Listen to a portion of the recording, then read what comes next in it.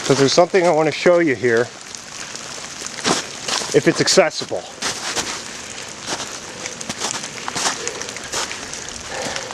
Here you see the dipping beds of the Platteville enter the Vermilion River. Now, you look at the rocks, you see that orange mottling, which are probably worm burrows.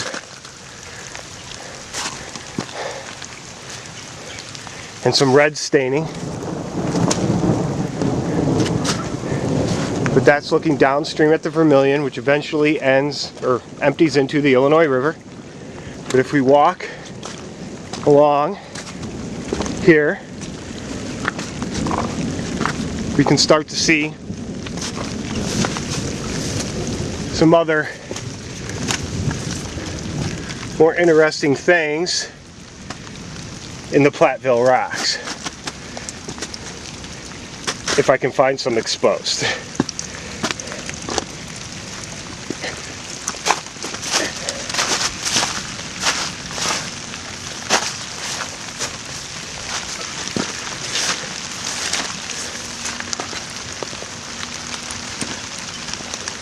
Remember, these rocks are in their natural position. We are on the LaSalle Anticlinorium right here.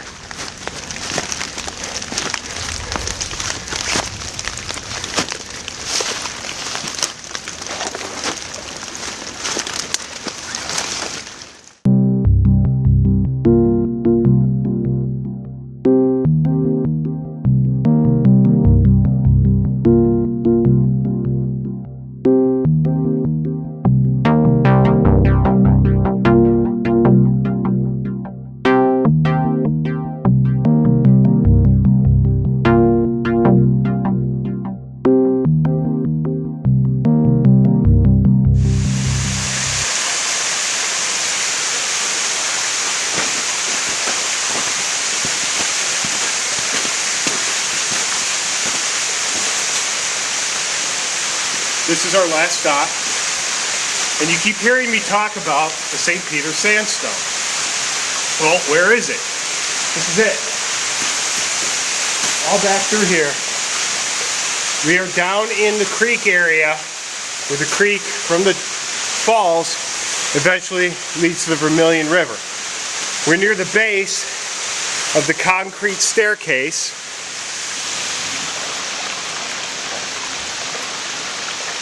that leads you down. There's more St. Peter. Back to where? Leads you back to where these falls are, and the massive St. Peter sandstone on either side. Now, the St. Peter is perhaps the most studied sandstone in the world. It's mined for glass and other products north of here in Utica, about 6 miles north. And the reason why it's mined is because it's a very pure sandstone. It's what we call quartz arenite. It's almost all quartz sand. And it's very well sorted. What that means is there's pretty much one grain size type, which is medium. Now there's some fine and some coarse, but most of it is medium grain sand. And there's structures in this, from flat-lying beds to beds that are angled, called cross beds, and then flat-lying beds. You can kind of see it a little bit in the walls, where the weathering has washed it out. You can see the bedding and some cross bedding right here.